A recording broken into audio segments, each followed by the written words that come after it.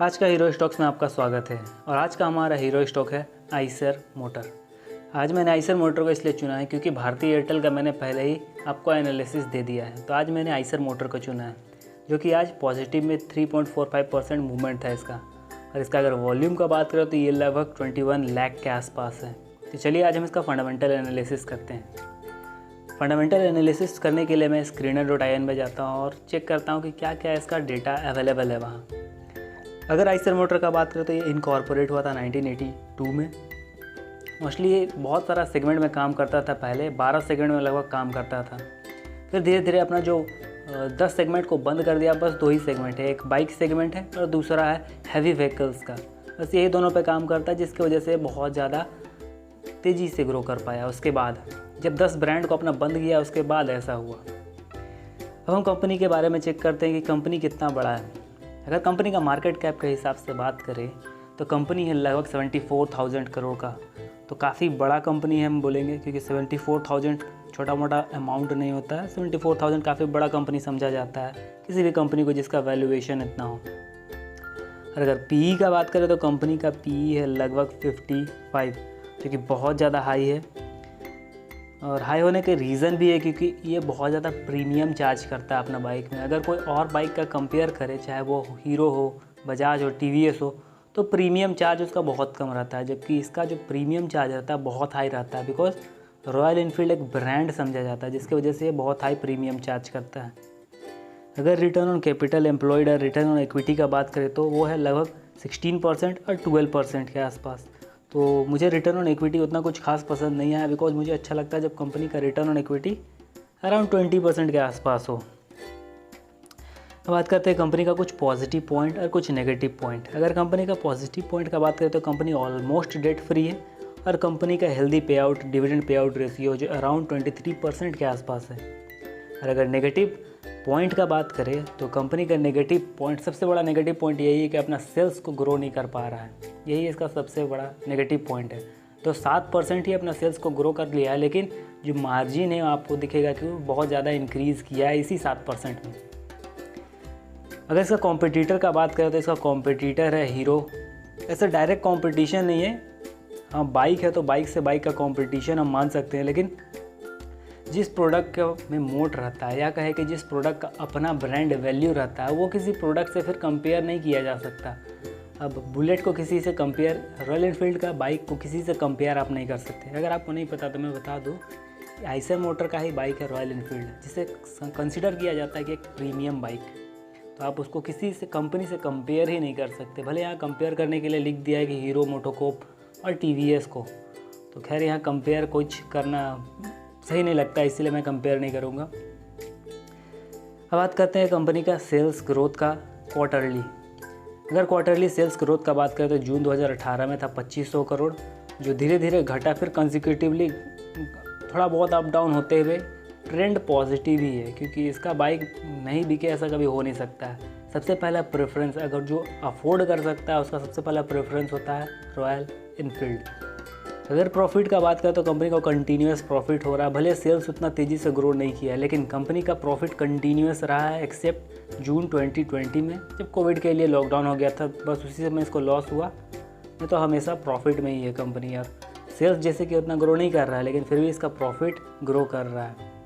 तो इससे हम समझ सकते हैं कि कंपनी बहुत ज़्यादा प्रीमियम चार्ज करता है और कम प्रोडक्ट बेचने के बावजूद इसका प्रीमियम कंटिन्यूस बढ़ते जा रहा है, प्रीमियम चार्जेस, जिसकी वजह से वो आसानी से प्रॉफिट जनरेट कर रहा है। अगर सेल्स ईयरली का बात करें, मतलब साल दर साल का, तो 2009 में इसका सेल्स होता था 2900 करोड़ के आसपास का, जो अभी बढ़ के हो गया है लगभग 9000 करोड़ के आसपास का। तो काफ़ी इम्प्रेसिवली बढ़ा है, 3 गुना हो गया है पिछले 10 साल में।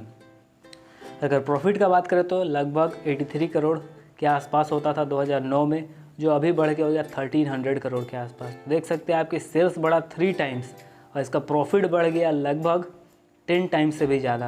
तो यहाँ पे आपको पता चलता है कि कंपनी कितना प्रीमियम चार्ज कर रहा है अपने कस्टमर से, फिर भी अपना प्रोडक्ट बेच ले रहा है। ऐसा नहीं है कि प्रीमियम चार्ज कर रहा है तो कस्टमर डिक्रीज़ हो रहा है, वो फिर भी अपना प्रोडक्ट बेच ले रहा है।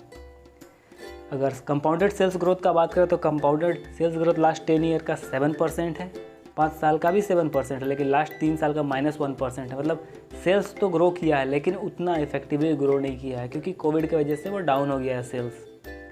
अगर प्रॉफिट ग्रोथ का बात करें तो कंपनी का प्रॉफिट ग्रोथ है लास्ट 10 साल का 22%, जो काफ़ी इंप्रेसिव है।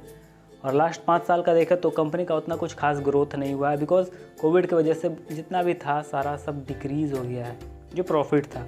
इसीलिए लास्ट 3 साल का प्रॉफिट नेगेटिव दिख रहा है। प्रॉफिट हुआ है, ऐसा नहीं कि नहीं हुआ है, लेकिन कंपेयर टू पिछला कम हुआ है, जिसकी वजह से मान लेते हैं पहले 100 रुपये का प्रॉफिट हो रहा था तो अभी हो रहा है 80 रुपीज़ का, जिसकी वजह से 20 रुपये डाउन हो गया है।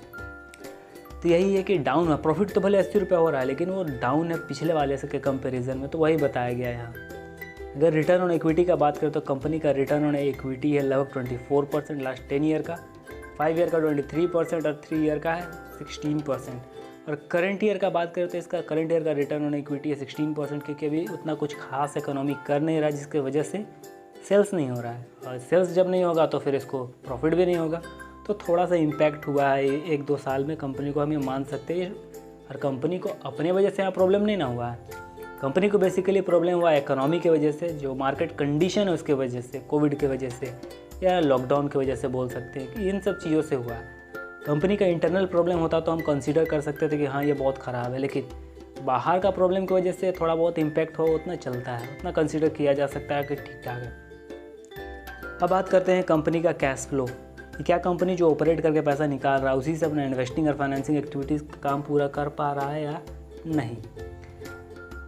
आइसर मोटर के केस में चेक करते हैं तो कंपनी का जो नेट कैश फ्लो है वो नेगेटिव ही है, मतलब कंपनी कंटिन्यूस इन्वेस्टमेंट करते जा रहा है अपना जो भी एसेट है, और कंपनी थोड़ा बहुत डिविडेंड भी पे कर रहा है, जिसके वजह से जो ऑपरेटिंग करके पैसा निकाल रहा है और जो अमाउंट जा रहा है फाइनेंसिंग में मोस्टली जा रहा है डिविडेंड में, क्योंकि कंपनी के पास कोई कर्जा है नहीं, तो जो भी वहाँ पैसा जा रहा है वो डिविडेंड पेमेंट में जा रहा है। तो कंपनी इन्वेस्टमेंट तो कर रहा है लेकिन थोड़ा बहुत नेगेटिव हो रहा है उसका नेट कैश फ्लो। ऐसा ज़रूरी नहीं कि हमेशा जो कैश फ्लो पॉजिटिव ही हो, कंसीडर किया जा सकता है कि कंपनी अगर हेल्दी चल रहा है तो वो अपना कैश फ्लो को मैनेज कर लेगा।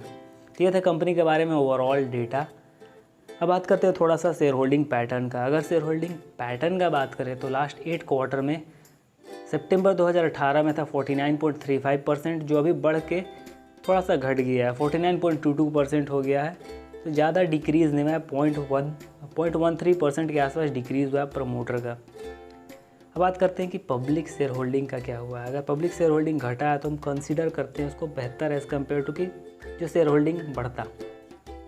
यहाँ पे अगर बात करें तो सितंबर 2018 में पब्लिक शेयर होल्डिंग था 13.5% और अभी है पब्लिक शेयर होल्डिंग 12.36%। तो यहाँ पे काफ़ी अच्छा लग रहा है मुझे, बिकॉज प्रमोटर्स होल्डिंग लगभग 50% के आसपास है और पब्लिक का होल्डिंग है लगभग डिक्रीज़ हुआ है। तो यहाँ पे ये दो कंडीशन बताता है कि हाँ इस पर और फर्दर इन्वेस्टिगेशन किया जा सकता है। ये था, मैंने छोटा मोटा तौर पे आपको बता दिया थोड़ा बहुत कंपनी के बारे में। अगर आपको ये डेटा जानना है और खुद से चेक करना है, पढ़ना है, तो मैं चाहूँगा कि आप screener.in में जाएँ और वहाँ खुद से रिसर्च करें। आपको बहुत सा डेटा वहाँ और मिलेगा जो मैंने आपको डिस्कस नहीं किया। मैं नहीं चाहता कि वीडियो बहुत लंबा हो जाए। और अगर आपको वीडियो पसंद आता है मैं चाहूँगा कि आप इस वीडियो को लाइक कर दें और इस चैनल को सब्सक्राइब कर दें। और फाइनली दोस्तों, अगर कोई चाहता है कि इन्वेस्टिंग सीखे तो मैं चाहूँगा कि आप इसे रेकमेंड भी कर दें इस चैनल को, ताकि वो कुछ बहुत सीख सके। और धन्यवाद दोस्तों।